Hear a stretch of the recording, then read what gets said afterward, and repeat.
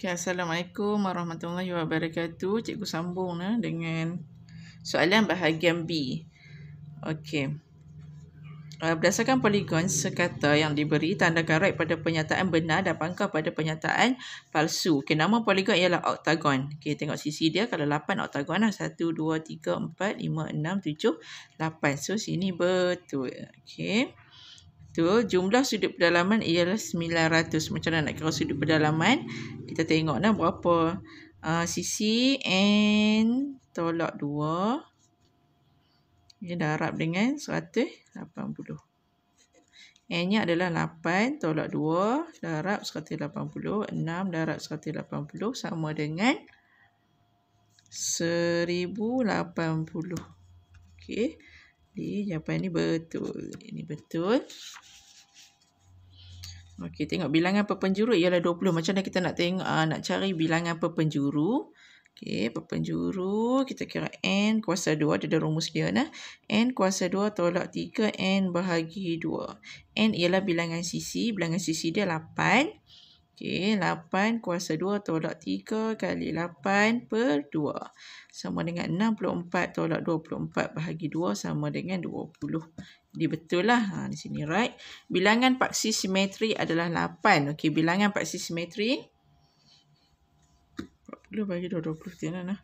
Okey, bilangan paksi simetri. Oh, yang ni salah lah. Sorry.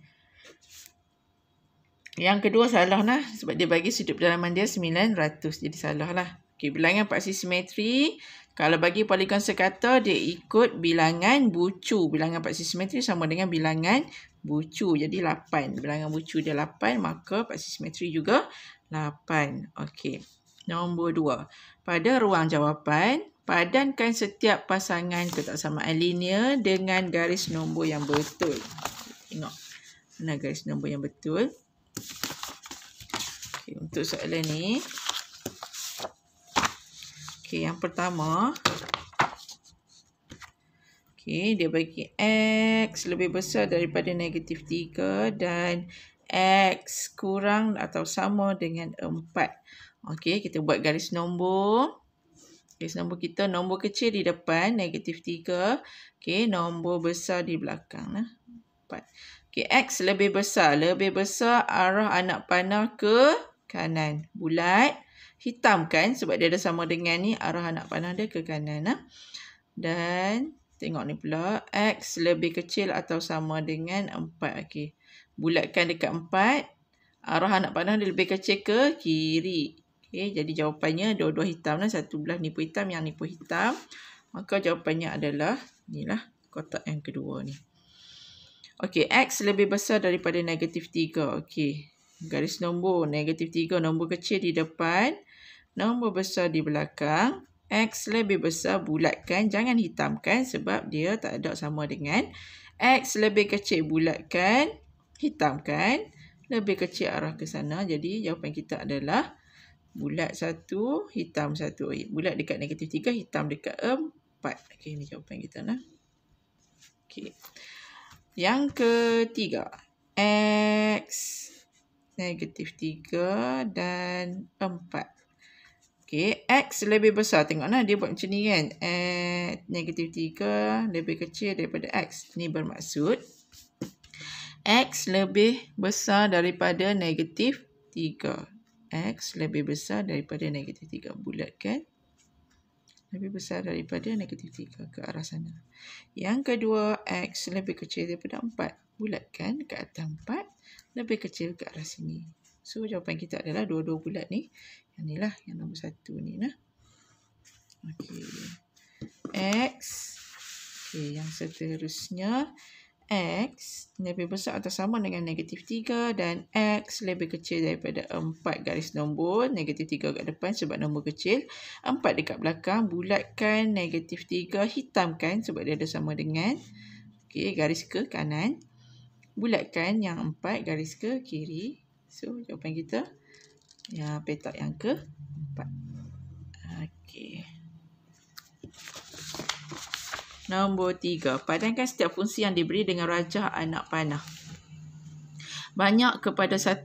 Okey, banyak. Maksudnya objek dia tu mempunyai satu image. Belah sini objek nah, ini domain, belah ni kodomain. Okey, yang ni unsur-unsur ni mempunyai satu saja image. Ini jawapan dia banyak kepada satu. Okey, hubungan dia nah. Banyak kepada banyak. Okey, banyak kepada banyak ni yang macam ni, yang jenis macam ni. Okey. Dia macam ada bentuk Z dekat dalam ni. Nampak ni? Ni kan. Ni bentuk Z. Maksudnya objek mempunyai banyak image. Tengok 8 ni, objek 8 ni dia berkongsi 8 image 8 dan juga image 16. Okey, manakala objek apa lagi? 4, objek 4 ni dia kongsi banyak ni. Dia kongsi 1, 2, 3, 4 image. Okey, manakala 8 ni dia mempunyai 2 objek. 8 image kan, dia punya 4 pun objek, 8 pun dia punya objek juga. Jadi bentuk dia Z macam ni. Yang ni lah fungsi banyak kepada banyak. Okey. Kemudian 1 kepada 1. 1 kepada 1, satu objek mempunyai satu image. Satu image mempunyai satu objek. Ni hubungan dia 1 kepada 1. Okey, 1 kepada banyak. Satu objek berkongsi lebih image nah. So satu objek mempunyai 2 image. Yang ni 1 kepada banyak. Ini kita panggil 1 kepada banyak. Okey.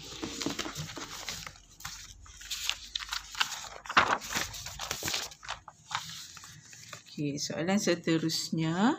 Tulis nilai laju 90 km per jam dalam peta titik berikut dalam unit yang dinyatakan.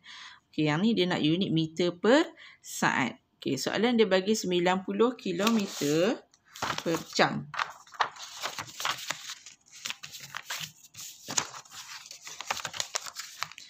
(90 km) ni kita tukar unit tau. 90 km per jam. Per jam maksudnya 1 jam lah.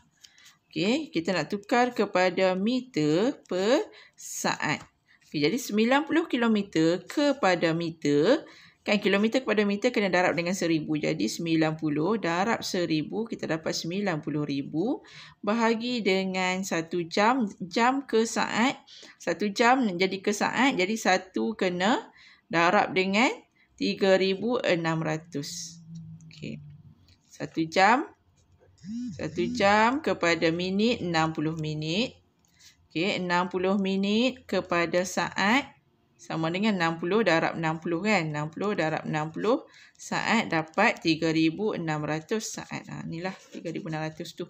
Jadi kita pun ambil kalkulator, kita kira 90,000 bahagi 3,600. Maka jawapan kita adalah 25 meter per saat. Okey. Yang kedua, 90 kilometer per jam. Okey, kita nak tukar kepada kilometer per minit. Per jam ni maksudnya 1 jam. 1 jam sama dengan 60 minit. Okey, 90 kilometer ni pun dalam kilometer. So, tak ada masalah. 90 tulis 90 juga. Sebab dia masih dalam kilometer. Jadi, 90 bahagi 60. Jawapan kita adalah 1,5 kilometer per minit. Okey, yang ketiga. Kita nak tukar 90 km per jam kepada meter per minit.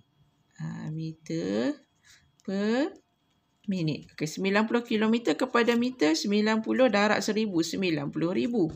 Okey, jam per minit. Jam per minit 60 kan? Okey. Jam kepada minit jadi 60. Jadi 90,000 bahagi 60 sama dengan 1,500 meter per minit. Kita ambil yang ni, bahagian ni je. Okey, kemudian 90 km per jam kepada kilometer per saat. Ni, kilometer per saat kan? Nampak tak? Okey. Kilometer dah kilometer, so tulis saja 90. Jam kepada saat 3,600. So, jawapan kita akan jadi 90 bahagi 3,600. Jawapannya adalah 0.025 km per saat. Okey. Kita tulislah kat sini jawapan dia. Tadi berapa? 25. Kemudian 1.5. 1,500. 0.025. Macam tu cara buat dia. Ni kena buat pengiraan lah jalan kira dia. Okey, seterusnya kita pergi soalan yang berikut. Tentukan sama ada setiap pernyataan berikut adalah benar atau palsu. Bulatkan jawapan anda. Kita tengoklah. Jika PA ialah 2/5, maka 1 tolak PA prime ialah 0.6. Okey, ini kebarangkalian. Kebarangkalian satu peristiwa. Contohnya kat sini cikgu nak tunjuk, bagi contoh dekat kamu. Mungkin kamu dah lupa kan.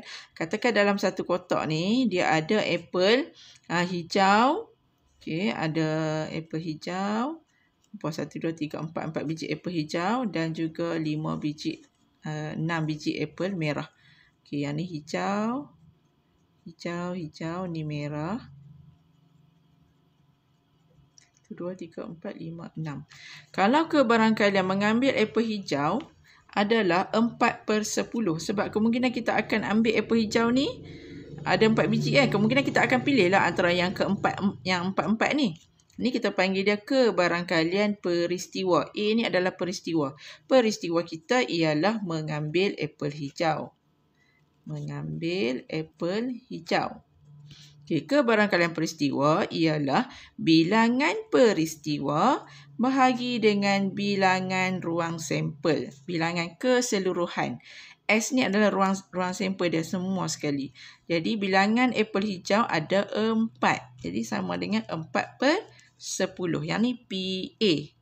Kebarangkalian suatu peristiwa. Okey, jika cikgu kata kebarangkalian peristiwa pelengkap, maksudnya yang bukan A.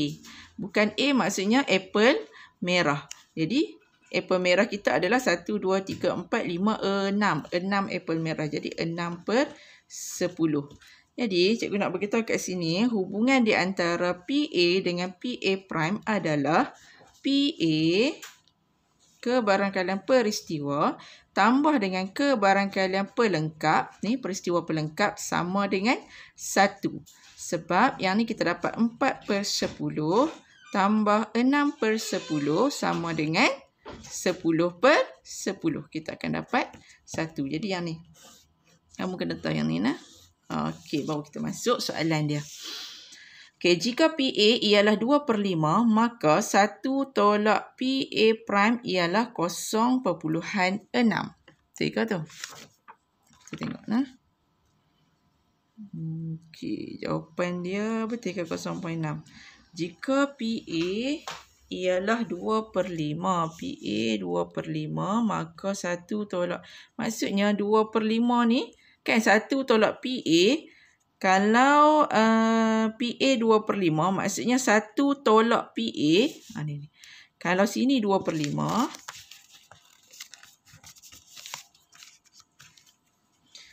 Kalau kita nak cari PA, kan? Nak cari PA, kita kena ambil 1 tolak PA prime. Okey, PA sama dengan 1 tolak PA prime. Okey, dia kata 1 tolak PA prime ialah 0.6. Betul ke 2/5 ni 0.6 ke? Bukan, kan? Ni 2/5 ni ialah PA. Ambil 1 tolak PA, dia tak dapatlah 0.6 sebab dia akan dapat 3 per PA adalah 3/5. Kalau PA 2/5, PA prime adalah 3/5. Sebenarnya 0.6 adalah PA prime, bukan PA. Jadi jawapan kita adalah palsu. Okey, soalan kedua. Sebiji dadu dilambung dan nombor dicatat. Peristiwa A adalah mendapat nombor perdana. Maka PA prime sama dengan 1/2. Maksudnya yang bukan nombor perdana. Dia kata peristiwa A mendapat nombor perdana. Jadi PA prime maknanya pelengkap bukan nombor perdana. Jadi dadu tu dia ada nombor 1, 2, 3, 4, 5 dan 6. Yang mana nombor perdana? Nombor perdana ialah 2, 3 dan 5. Maksudnya PA sama dengan NA, bilangan peristiwa bahagi dengan bilangan ruang sampel sama dengan 1, 2, 3. 3. Nah, NA adalah 3. Kemungkinan kita dapat nombor perdana ialah 3. Inilah nombor dia. Per dengan NS kesemua sekali ada 6 nombor. Okay, jadi PA kita dapat 1/2. kebarangkalian peristiwa kita dapat 1/2. Maka PA prime dia kata adalah 1/2. Betul lah. Sebab PA tambah PA prime sama dengan 1. Kalau PA kita dapat 1/2 tambah PA prime sama dengan 1. PA prime sama dengan 1 tolak 1/2 sama dengan 1/2. Jadi betul lah, yang ni benar. Okey, nombor 3. Sebuah kotak mengandungi 24 biji bola berwarna biru dan sebilangan bola berwarna hijau. Okey, bola biru satu kotak. Ni kamu kena lakar sikit lah. Baru dia senang sikit nak bayangkan benda tu. Okey, 24 biji bola warna biru. Banyaklah, banyak ni biru lah semua ni lah. Okey, semua ni cikgu kata dia 24 biji biru dan sebilangan bola berwarna hijau. Adalah beberapa bola tu hijau. Okey. Sebiji bola dikeluarkan secara rawak dari kotak itu. Kebarangkalian memperoleh sebiji bola berwarna biru ialah 2/3. So, kebarangkalian dia untuk mendapat bola biru ialah 2/3. Maka bilangan bola berwarna hijau dalam kotak itu ialah 12 biji. Dia kata ada. Betul ke dia kata dalam tu ada hijau ni jadi 12 biji? Benar atau palsu? Mari kita kira. Okey, dia kata yang ni 2/3 ni adalah kebarangkalian peristiwa mendapat bola biru. Jadi bola biru kita tahu semua 24. Okey, 24 bahagi 24 kan. 24 per bilangan semua kita tak tahu lagi ni. Yang ni dia bagi tahu kat kita aja. Dia tahu betul ke tak? Dia tanya. Okey, dah sama dengan 2/3. Ni kita kena cari ruang sampel dia berapa. Okey, kita darab. Silang sebab kedua-duanya pecahan darab silang. Okey, kita dapat 2N S untuk ruang sampel sama dengan 24 kali 3 6 72. Okey, NS ruang sampel semua 72 bahagi 2 sama dengan 72 bahagi 2 apa? 36. 36 tambah kedua-dua. Kalau nak cari hijau, okey, nak cari hijau, kamu kena ambil 36 tolak 24 sebab biru 24. Jadi dapat 12. Betul lah. Jadi benar. Okey, next. Jika PA ialah 0.4, maka PA tambah PA prime ialah 0.6. Tak boleh lah kan? PA tambah PA prime sama dengan 1. Yang ni kan cikgu bagi tahu tadi dah. Awal tadi cikgu ajak pasal ni. Ni memang dia punya faktor dia lah. Terbitan rumus dia ni. PA kebarangkalian peristiwa tambah dengan kebarangkalian bukan peristiwa tu adalah 1. Jadi jawapan kita salah kat sini.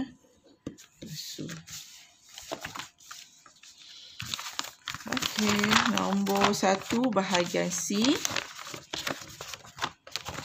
Hitung setiap yang berikut dengan pengiraan efisien. Okey, pengiraan efisien ni kamu kena kira, dia ada agihan kalis. Apa nama dia tak? Dia banyak nama dia. Kalis agihan tertib, kalis agihan kalis tertib. Sekejap lah, cikgu dah buat hari ni. Hukum kalis agihan. Dia hukum kalis agihan ada, hukum kalis tertib pun ada. Okey, kita tengok. Yang ni kita panggil dia hukum kalis agihan. Kita tengok, kita ada nombor 3 kan. Jadi sepertinya kita boleh faktorkan 3 ni. Jadi ni nak memudahkan pengiraan sebenarnya. Okey, nombor 1A1 kita guna hukum kalis agihan. Jadi 3 dalam kurungan darab dengan 200 tambah 15 tambah 25 sama dengan 3 darab dengan semua ni kita tambah, kita dapat 240. Jadi jawapannya 720. Okey, soalan yang kedua, 67 darab 52. Okey, soalan yang kedua, 67 darab 52. Yang ni kalau kita nak darab terus ni dia jadi macam susah lah sebab nombor ni nombor yang banyak dan lagi satu 7, 52 kan. Jadi kita kena agihkan dia. Ni macam kira cara orang tua-tua dulu kira tak ada kalkulator. Macam tu lah. Cara orang tua-tua dia buat macam tu. Okey, kita ambil ni 67. Kan 67 ni kita pecahkan dia. Jadi 60 dan 7. Nah, jadi 60 dan 7. 60 darab dengan 50 ni pun pecahkan dia supaya mudah. Pecahkan dia jadi 50. Kan 60 darab 50 kan lagi mudah kan. Kita nampak kan dapat terus ni berapa. Kan 3,000. 00,30. So dapat 3,000. Kita tambah dengan 7. Tadi kan kita pecah daripada 60 ni kita pecah 7 kan. So 7 darab dengan 50. Kemudian yang kita tinggal lagi 2. Dekat sini kita tinggal 2 lagi. Kan tadi ni kita ambil 50 dan dia ada 2 kan. 2 ni pun kita nak darab dengan 67. So tambah dengan 60. Kamu boleh buat 60 darab 2. Ataupun terus sajalah 60. 67 darab 2. 60 darab 2 lagi senang. 60 darab 2. Tambah dengan 7 darab 2. Okey. Sama dengan 60 darab 50 dapat 3,000. Tambah 350. Tambah 120. Tambah 14. Okey, tambah semua ni. Kemudian kita akan dapat jawapan 3484. Yang ni nama dia hukum kalis agihan. Kita agihkan semula ni. Okey. Dalam rajah menunjukkan sebuah bulatan berpusat O diberi diameter bulatan ialah 26. Okey, diameter ni 26 ni diameter dia 26 dan EG ialah 10. EG 10. Hitung luas dan cm persegi kawasan yang berlorek. Okey, dia nak kawasan yang berlorek nah, kamu kena cari luas kawasan berlorek. Luas kawasan berlorek macam mana? Pi J kuasa 2. Kita guna pi J kuasa 2 tolak dengan segitiga. Okey, luas bulatan tolak dengan luas segitiga. Luas bulatan pi J kuasa 2 tolak dengan luas segitiga. Nak kira luas segitiga ni, yang ni kita kira yang ni sebagai tapak dia. Yang ni sebagai tinggi dia. Okey, tinggi dia kita kena guna teorem Pythagoras lah. Kita ambil 26 kuasa 2 tolak 10 kuasa 2 dapat 576 punca kuasa 2 sama dengan 24. So sini kita dapat 24. Jadi pi J kuasa 2 pi sama dengan 22/7. 22/7 darab jari dia 26 bahagi 2 sama dengan 13 kuasa 2. Ini luas segitiga nah, setengah darab tapak darab tinggi. Okey, tolak dengan setengah darab tapak dia 10 darab tinggi dia 24. Okey, kira kat sini kita dapat 531.14 tolak dengan kat sini kita dapat 120. Okey, jadi jawapan kita akhirnya adalah 411.14. Okey, plot titik nah untuk nombor soalan 1B. Soalan 1C. Plot titik menunjukkan masa dalam minit yang diambil oleh murid satu gemilang untuk menyelesaikan 5 soalan matematik. Okey. Soalan 1. Tentukan bilangan murid dalam satu gemilang. Okey, bilangan murid kamu kira semua. Bilangan murid kita kira semua. Soalan 2 dah tak habis lagi.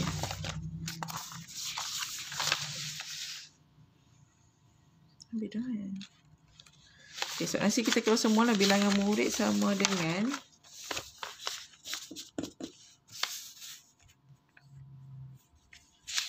39 lah.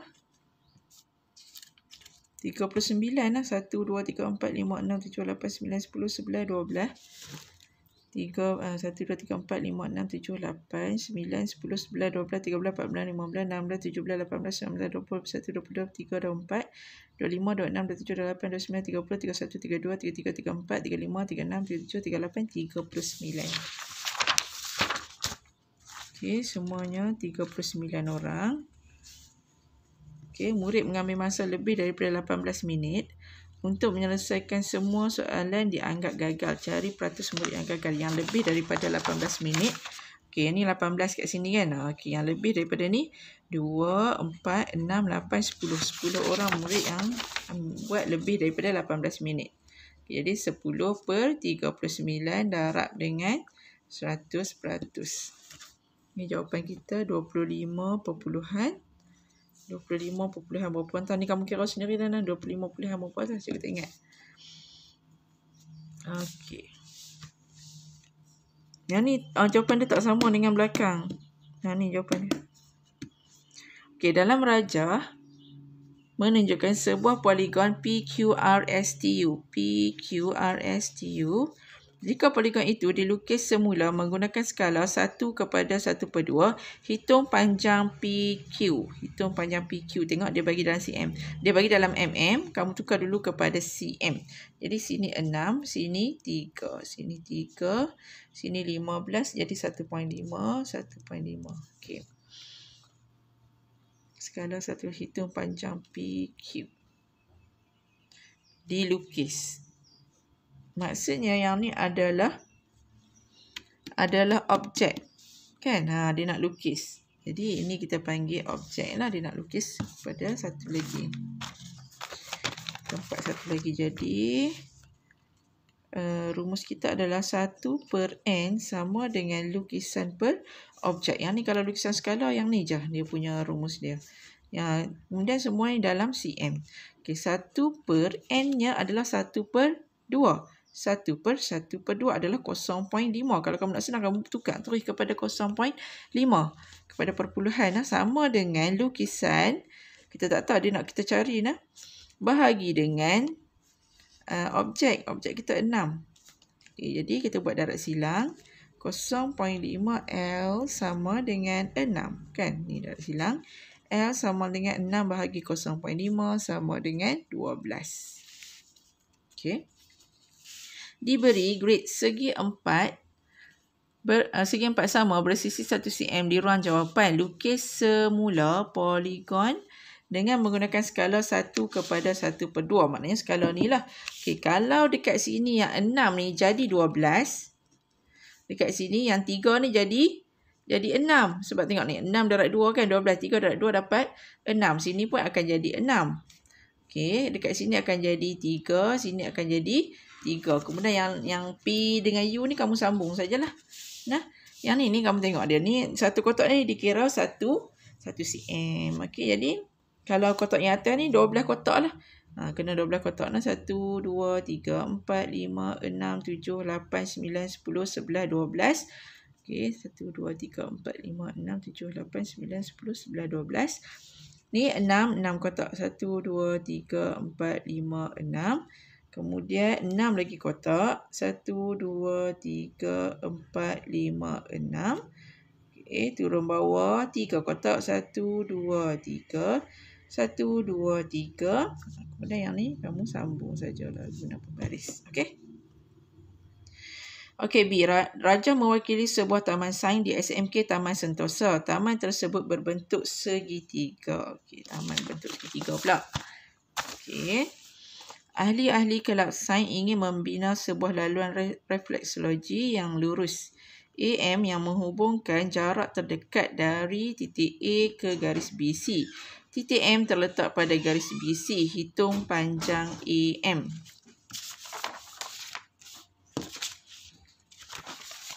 Hitung panjang AM. Jadi yang garis yang terdekat AM ni garisan dia nak. Garisan ni dia nak kamu hitung panjang ni. Hitung panjang ni maklumat yang dia bagi kat sini 20 meter. Sini dia bagi sudut 30. Jadi kita dapat dah maklumat yang dia bagi. Kalau dia garis ke bawah macam ni, kita dapati sini sudut 90. Okey, sini sudut 90. Yang ni lah yang paling dekat. Kalau kamu sengit sikit je, lari daripada sudut 90 ni, dia tak jadi yang terdekat dah. Jadi yang terdekat ni adalah sudut 90 ni. Jadi bila kita dapat satu segitiga bersudut tegak, kita boleh guna trigonometri. Okay, yang ni bertentangan dengan sudut tegak adalah hipotenus. Yang kita nak cari adalah yang bertentangan dengan sudut 30. Nah, ini kita ambil sebagai tentang. Maklumat yang kita ada adalah hipotenus dan juga tentang. Jadi kita boleh guna sin lah. Sin theta. Theta kita ada 30. Sin 30 sama dengan tentang per hipotenus. Tentang yang kita nak cari. Hipotenus kita 20. Jadi kita dapat tentang sama dengan 20 sin 30. Sama dengan 10. Jadi kita dapat belah sini 10. Okey, soalan seterusnya. Kira panjang BC jika AC 3/2 BC. Kira panjang BC. Okey, dia nak panjang ni lah. BC ni. Okey. Jika AC 3/2 AB. Jika AC 3/2 AB.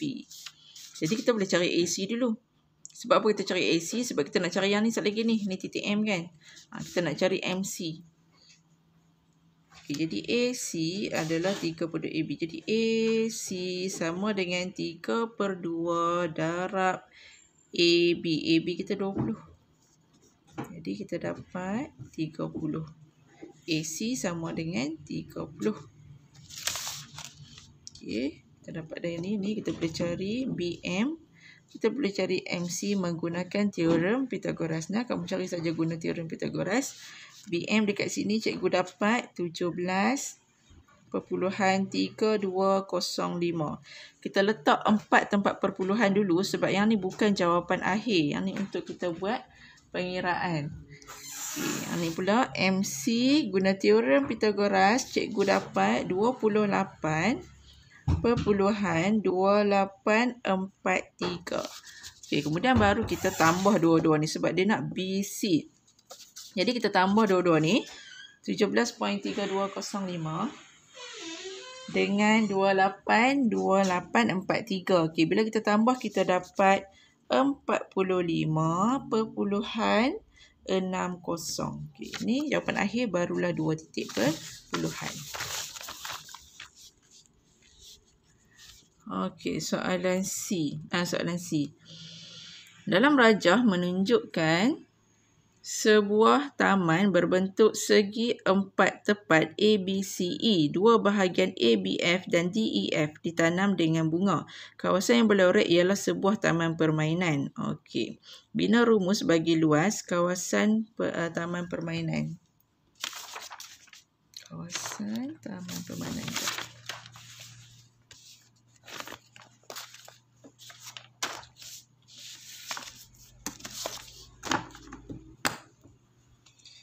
Okay, kawasan taman ni kamu kena ambil semua ni.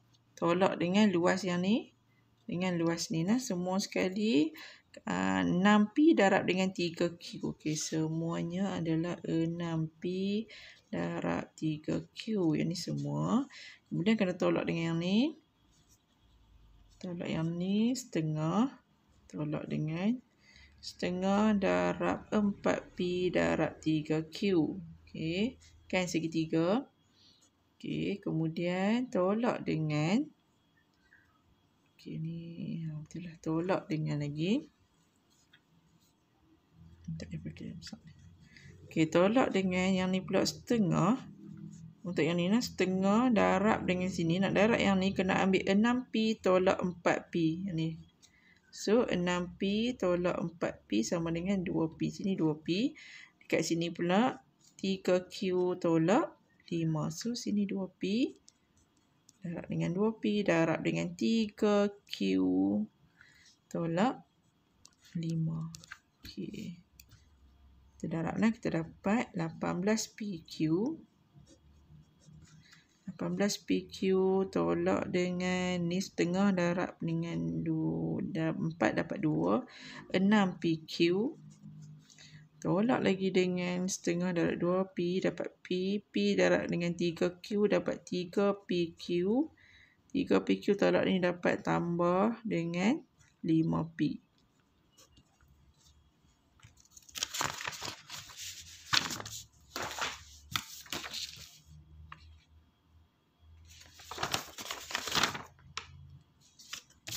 Sana benda yang dah buat ni dia pergi mana entah.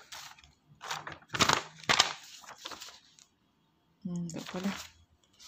Okey, bila dapat macam ni, yang mana PQ dengan PQ ni kita boleh tolak. 18 tolak dengan 6 PQ dapat 12 PQ. 12 PQ tolak dengan 3 PQ dapat 9 PQ tambah 5P. Ini jawapan kita nah. 9 PQ tambah 5P. Okey. Kemudian soalan seterusnya, cari nilai L apabila P sama dengan 12 dan Q sama dengan 10, masukkan saja nilai. Yang ni L lah, lupa nak bubuh ni L. Ni L. Jadi L sama dengan 9, P 12, Q 10, tambah dengan 5P. P kita tadi berapa? 12. Sama dengan, ni 120 kali 9. 1080 tambah 60 sama dengan 1140. Okey. Soalan nombor 3. Sekejap lagi cikgu ni dulu video ni, sekejap lagi kita sambung lah. Takut nak upload tu dia jadi panjang sangat.